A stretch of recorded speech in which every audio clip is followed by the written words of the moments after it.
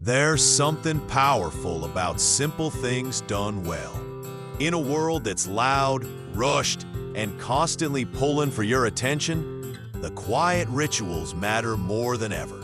Cooking, creating, slowing down long enough to make something with your hands. Today isn't just about biscuits. It's about patience, precision, respect for tradition. It's about learning how the smallest details, handled consistently, create extraordinary results.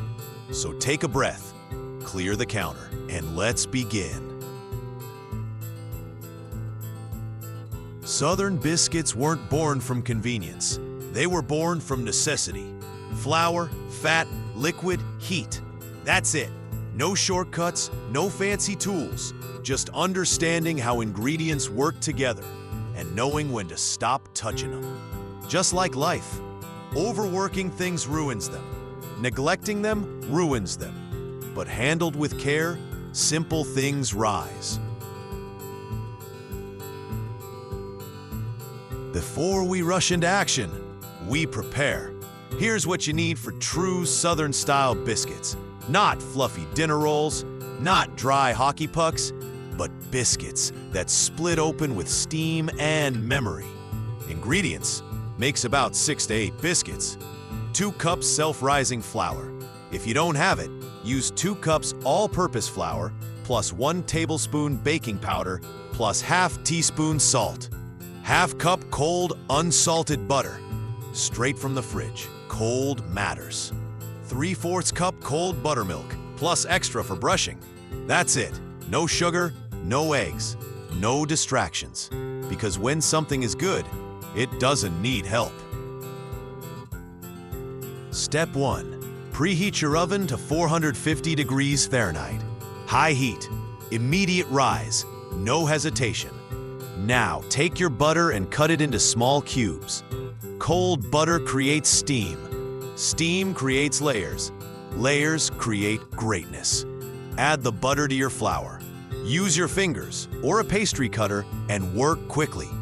Press, break, stop. You're not kneading, you're not mixing, you're creating texture.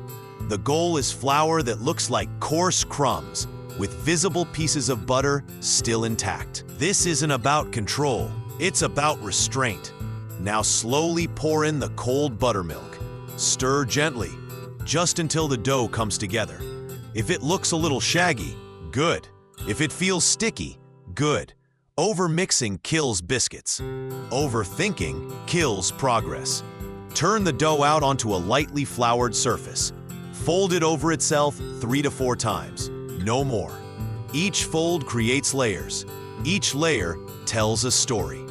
Pat the dough to about 3/4 inch thick. Don't roll it. Don't press it flat. Let it be what it wants to be. Use a biscuit cutter or the rim of a glass to cut straight down. No twisting. Twisting seals the edges. Sealed edges don't rise. Place the biscuits close together on a baking sheet. Biscuits like company. They rise better together. Brush the tops lightly with buttermilk. Not because it's fancy, but because care shows. Bake at 450 degrees Fahrenheit for 12 to 15 minutes. Until the tops are golden. Until the kitchen smells like Sunday morning. And while they bake, remember this: good things take heat. Growth requires pressure. When you pull them from the oven, don't rush. Listen, that quiet crackle, that's steam escaping. That's layers separating. That's proof you did it right. Split one open. If it pulls apart instead of crumbling, you succeeded. Add butter, add honey, add sausage gravy if you want. But understand this: the biscuit was already enough. This recipe doesn't change. What changes is us. Every time you make these biscuits, you get better. Not because the ingredients change, but because you do. You learn when to stop, when to trust the process, when to let heat do its work. And that lesson applies everywhere. In leadership, in family, in life. Simple habits repeated consistently, handled with care. That's how things rise.